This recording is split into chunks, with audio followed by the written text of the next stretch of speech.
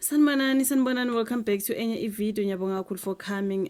Thank you very much. Ukuthi ungene ungakhohlwa ukusubscribe, like video, share video as well as ukubuka nama adverts. So guys, izingenayo zithi akasekho emhlabeni ke owayengusekela mongameli we South Africa uDavid Mabuza.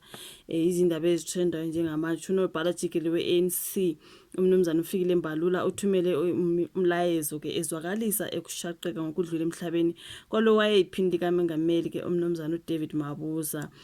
Uthi kungokudabuka okukhulu ke eganye nezinhliziyo ezibuhlungu sizwa ke ngokudlula emhlabeni kwalo wayeyiphindi kaMengameli wezwe kanye ke nengqalabutho yombutho wethu uComrade David Dabede Mabuza. Kubikwa ukuthi Mabuza bena 64 ushonele esibhedlela seSandton lapho abelashwa khona.